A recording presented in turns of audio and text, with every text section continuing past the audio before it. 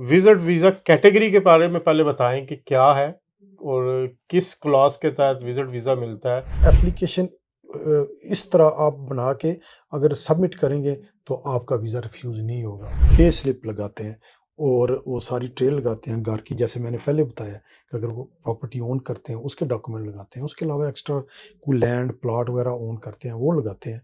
तो मेरा नहीं ख्याल कि कोई वीज़ा रिफ्यूज़ होने के चांस। बिस्मिल्लाहिर्रहमानिर्रहीम। मैं हूं अजहर जावेद और लीगल और इमिग्रेशन इश्यूज पर जो हमने सिलसिला शुरू किया है उस सिलसिले में आज हम मौजूद हैं कैंटन सॉलिसिटर्स।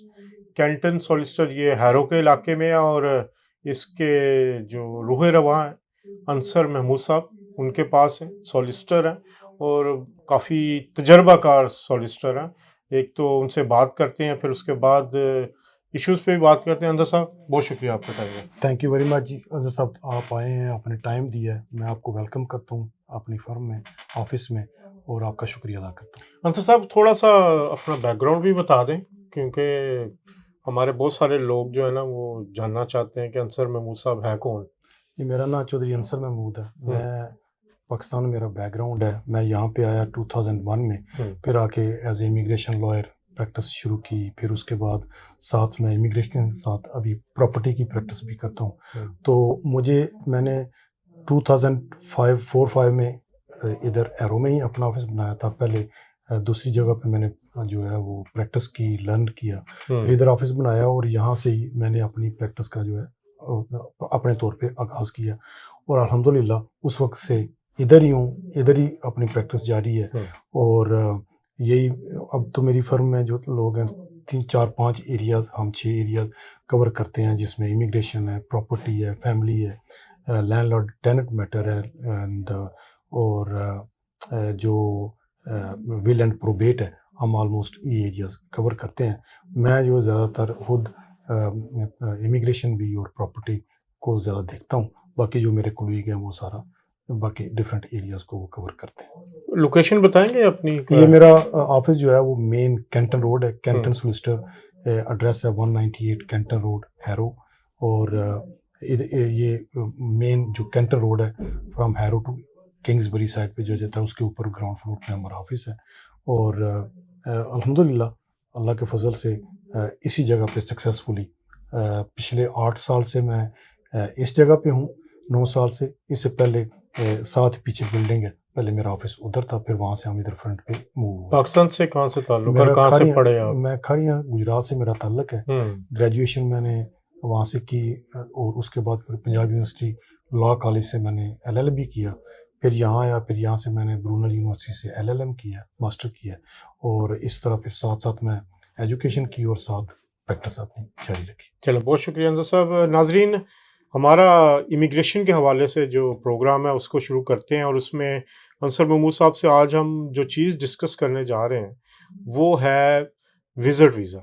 विज़िट वीज़ा पे आने के लिए, बरतानिया में विज़िट करने के लिए पूरी दुनिया से ही लोग कोशिश करते हैं। पाकिस्तान से भी करते हैं, इंडिया से भी करते हैं, सारी जगह से। लेकिन बहुत सारे लोग ये शिकायत करते हैं कि जी हमारे डॉक्यूमेंट्स तो पूरे थे, हमने स्टेटमेंट भी 50 लाख की लगा ली और लेकिन उसके बावजूद वीज़ा नहीं लगा। हमने प्रॉपर्टी के डॉक्यूमेंट्स भी लगाए और वीज़ा नहीं लग पा रहा। तो आज बड़ी डिटेल के साथ हम बात करेंगे विजिट वीज़ा के हवाले से, उसकी रिक्वायरमेंट्स क्या हैं, क्या क्या चीज़ों का ख्याल रखना है। तो अंसर साहब, विजिट वीज़ा कैटेगरी के बारे में पहले बताएं कि क्या है और किस क्लॉज के तहत विजिट वीज़ा मिलता है और विजिट वीज़ा की आगे आगे क्या सब क्लॉजेज हैं। देखिए जी, विजिट वीज़ा एक तो यूके का मिनिमम विजिट वीज़ा का जो टेन्योर है वो है 6 मंथ, जो 6 महीने का है। उसके बाद उसकी बड़ी सिंपल सी रिक्वायरमेंट है, जो हमारे लोग जो है ना वो उसको बड़ा कॉम्प्लिकेटेड बनाते हैं। वो ये है कि आपने अगर यूके विज़िट करना है तो उसमें सबसे पहले लोग ये समझते हैं कि हमारे अकाउंट में बहुत पैसा होगा, हम जो है वो पैसा वो अपना बैलेंस अप करने के लिए वो उसमें पैसे डालते हैं जिसकी कोई हिस्ट्री नहीं होती। सबसे मेन ऑब्जेक्शन ये होता है, नंबर 1। नंबर 2, वो ये समझते हैं कि जो हमारा स्पॉन्सर है, जो यूके में हमें स्पॉन्सर कर रहा है, उसका बैंक बैलेंस वगैरह ठीक है, तो हमें जो है हमें कुछ शो करने की ज़रूरत नहीं है, लिहाजा हम उधर चलेंगे। ये नहीं है। वेरी सिंपल ये है कि जो बंदा यहाँ पे विजिट वीज़े पे आ रहा है, उसको उसके पास उधर अपना जो भी उसका जेन्युइन, लेट्स से कि अगर वो एम्प्लॉई है तो उसके पास अपनी एज ए एम्प्लॉई उसकी पे स्लिप्स होनी चाहिए, उसकी मनी ट्रेल होनी चाहिए, जो उसके पैसे उसके अकाउंट में आते हैं सैलरी के बेस पे। उसके बाद जो है वो उसकी अगर सेविंग है तो वो सेविंग भी पता हो कि ये सेविंग जो है उसकी, वो एक तो उसकी सैलरी से है, और अगर उसका कोई उसने डिपॉजिट किया तो पता होना चाहिए कि ये किधर से आया है। लेट्स से कि उसने कोई प्रॉपर्टी सेल की है, उसका पैसा डिपॉजिट आया है, या उसका कोई अगर उसने कोई ज्वेलरी सेल की है उसका पैसा अकाउंट में है, या अगर उसने कोई गाड़ी सेल की है उसका पैसा, जो भी आपके अकाउंट में वो पैसा आता है उसका आपके पास ट्रेल होना चाहिए, उसकी कंफर्मेशन होनी चाहिए, साथ डॉक्यूमेंट लगा होना चाहिए कि ये जी मेरे बैंक में 10 लाख लेट से आया है। वो पूछेंगे ये किधर से आया है, तो वो आपने उसके साथ वो डॉक्यूमेंट जब तक आप इनक्लोज नहीं करेंगे, एक्सप्लेन नहीं करेंगे, वो जो इमिग्रेशन ऑफिसर है या जो ईसीओ है वो आपको उसको वो कहेगा कि जी ये आपने बताया नहीं है, therefore I am not satisfy, वो वीज़ा रिफ्यूज़ कर देंगे। उसके बाद अगर आप उधर सेल्फ एम्प्लॉयड हैं तो आपका टैक्स रिटर्न जो है वो लाजमी होनी चाहिए। उसके अंदर आपकी जो इनकम की हिस्ट्री है वो सारा उसके अंदर चाहिए आपकी। हाँ, कई मैं देखा पाकिस्तान से लोग जो विज़िट वीज़ा अप्लाई करते हैं, तो अगर वो बिज़नेस कर रहे हैं तो वो अपनी जो पर्सनल बैंक स्टेटमेंट है वो ही दिखाते हैं बिज़नेस के लिए भी। ये कंप्लीटली रॉन्ग है, हमने कई केस देखे थे इस बेस पे रिफ्यूज़ हुए हैं।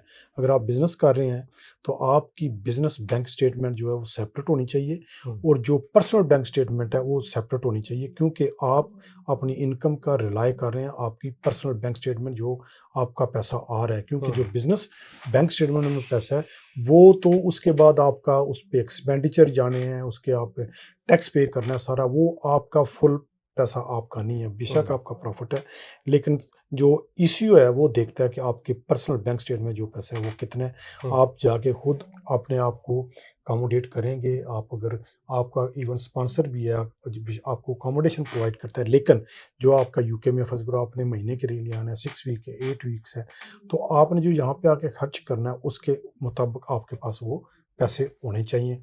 ये 2-3 चीज़ें हैं जिसका फिर आपने शो करना है कि आपकी क्लोज टाइज हैं पाकिस्तान के अंदर, यानी आप विजिट पे इधर आए हैं तो आप आके यहाँ विजिट करके वापस जाएंगे, तो वो उसके लिए आपको क्या एस्टेब्लिश करना है, उसके लिए आपके एक तो फैमिली को जो पूरी ट्रेल है वो आपको साथ लगानी चाहिए, नंबर 1। नंबर 2, आपकी अगर उधर कोई प्रॉपर्टी आपके नाम है, आपका बिजनेस तो ऑलरेडी अगर आप सेल्फ एम्प्लॉयड शो कर रहे हैं तो वो होगा।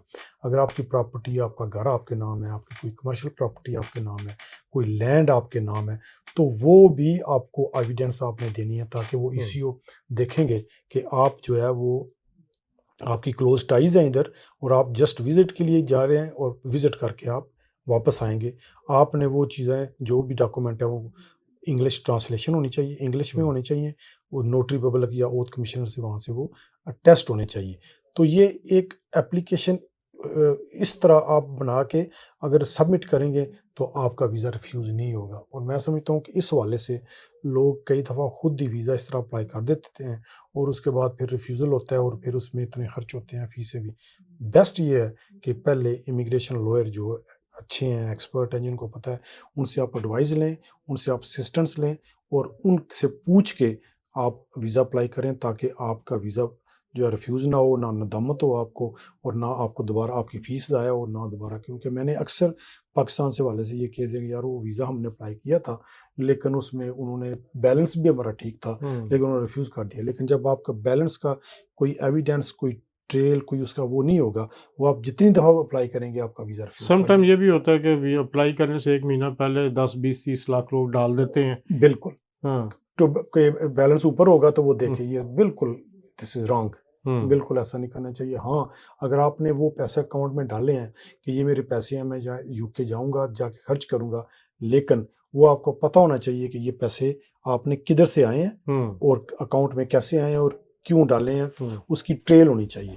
अगर लेट्स से कि आप सोचते हैं जी कि मेरे पास पैसे नहीं है, मैं विज़िट के लिए जा रहा हूँ, मेरे पास तो आपके पास कोई प्लॉट है, आपने वो सेल किया है, उस प्लॉट की सेल जो है वो डीड होनी चाहिए आपके पास कि ये मैंने प्लॉट बेचा है, इतनी इसकी इनकम थी, ये मैंने अपने अकाउंट में डाल दी। या हम्म, आपने लेट से कोई गाड़ी वगैरह बेची है, उसमें आपको प्रॉफिट हुआ है, हम्म, तो आप वो भी शो कर सकते हैं कि बिल्कुल ये मेरा ठीक। प्रॉफिट था गाड़ी से और मेरे पास पैसे आए हैं, मैं जाके ये पैसे जाके प्रॉपर यूके, मनी ट्रेल आप होनी चाहिए। प्रॉपर मनी ट्रेल में जाके अपनी ट्रिप में ये पैसे जो मैं खर्च करूंगा। अच्छा, बहुत सारे लोग जो मुलाजमत पेशे हैं वो भी अप्लाई करते हैं, करना चाहते हैं, बहुत सारे दोस्त, तो वो शायद घबरा जाते हैं कि शायद हमें वीज़ा ना मिले, जिनकी अच्छी इनकम भी है। उन लोगों के लिए आप क्या मेरे ख्याल सजेस्ट में करते जो हैं? मुलाजम बंदा है उसके ज़्यादा चांस है वीज़ा ग्रांट होने के। अच्छा। अगर वो आप फ़र्ज़ करो वीज़ा अप्लाई करता है और उसके उसके रीज़नेबल उसकी सेविंग्स हैं हुँ, उसके अकाउंट में, और उसको जॉब से एनओसी मिल जाता है जॉब हुँ, के, हमें कोई ऑब्जेक्शन नहीं, ये लीव के लिए जा रहा है 2 हफ़्ते, 3 हफ़्ते या 4 हफ़्ते के लिए, और वो उसका अपने एम्प्लॉयर का लेटर साथ लगाता है, अपनी बैंक स्टेटमेंट लगाता है, पे स्लिप लगाते हैं, और वो सारी ट्रेल लगाते हैं घर की, जैसे मैंने पहले बताया कि अगर वो प्रॉपर्टी ओन करते हैं उसके डॉक्यूमेंट लगाते हैं, उसके अलावा एक्स्ट्रा कोई लैंड प्लॉट वगैरह ओन करते हैं वो लगाते हैं, तो मेरा नहीं ख्याल कि कोई वीज़ा रिफ्यूज़ होने के चांस हो।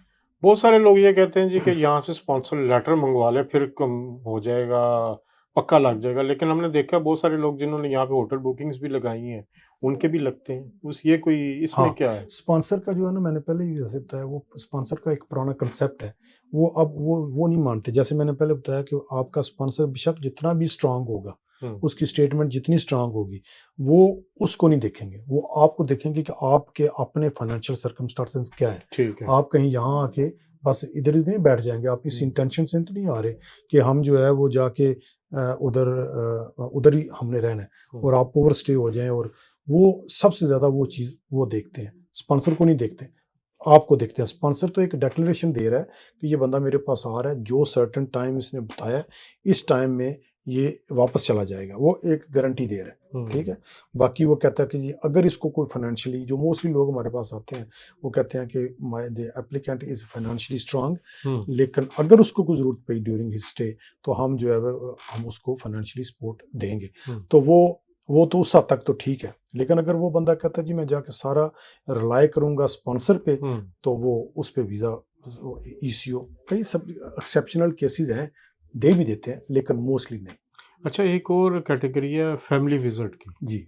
उसमें क्या रिक्वायरमेंट होती ये है? फैमिली विज़िट भी सेम ही है। वो एक आपकी फैमिली आपको स्पॉन्सर कर रही है हुँ, कि आप फैमिली को विज़िट करने आ रहे हैं, आप फैमिली के साथ, रिक्वायरमेंट अगेन वही। वही रिक्वायरमेंट है, क्योंकि आप फैमिली को मिलने आ रहे हैं, अगर आप फैमिली के साथ हैं, इधर मिलना है, तो वो स्टिल दे विल सी कि आपके अपने फाइनेंशियल सर्कमस्टेंसेस क्या हैं, जाके आप बर्डन, फैमिली पे बर्डन तो नहीं बढ़ गया। करें, क्योंकि हुँ। जब आप फैमिली वाले भी स्पॉन्सरशिप डिक्लेरेशन देते हैं, तो वो उसमें अंडरटेकिंग देते हैं कि वो he will not become burden upon the state.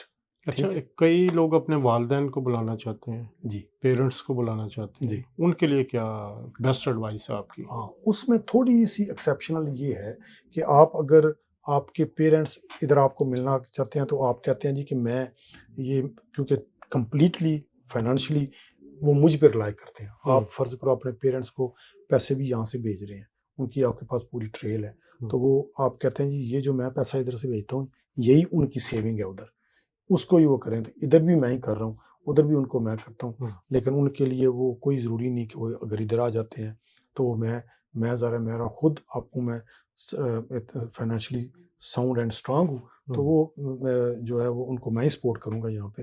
तो उसमें ज़रा थोड़ा-सा सेक्रेटरी ऑफ स्टेट ने लीनियंस रखी हुई है कि आपका इमीडिएट माँ-बाप आते हैं थोड़ा, लेकिन still they should have something in back home, के उनके नाम पे कोई घर है, प्रॉपर्टी है, या कुछ उनके अकाउंट में थोड़े बहुत पैसे एक्टिविटी होनी चाहिए। तो ये फैमिली के वाले से है, लेकिन नॉर्मल जनरल जो है, अगर आपने होटल की रिज़र्वेशन कराई है, तो वो समझते हैं कि एक जेन्युइन जो Booking.com किसी भी बुकिंग डॉट, हाँ, जॉब से कर हाँ, वो लें। समझते हैं कि जेन्युइन विज़िटर है, ये जाके वापस आके आपकी बैंक स्टेटमेंट देखेंगे, सफिशिएंट फंड्स हैं आपके पास और उनकी ट्रेल भी आपने दी है, तो फिर वीज़ा रिफ्यूज़ होने के बड़े स्लिम चांस होते हैं। बहुत शुक्रिया अंसर साहब। Thank you very much. तुम्हारी बड़ी डिटेल बात हुई है। आप इनसे अगर रब्ता करना चाहें, स्क्रीन पे नंबर्स भी आ रहे हैं इनके, और आप उनसे रब्ता कर सकते हैं। कोई भी किसी भी किस्म की आप इंफॉर्मेशन लेना चाहें, व्हाट्सएप नंबर भी है इनका, आप मैसेज भी कर सकते हैं, और कैंटन सॉलिसिटर्स से इनका ताल्लुक़ है। तो इंशाल्लाह इनसे दोबारा मुलाकात होगी एक नए टॉपिक के साथ। तब तक के लिए अल्लाह हाफ़िज़।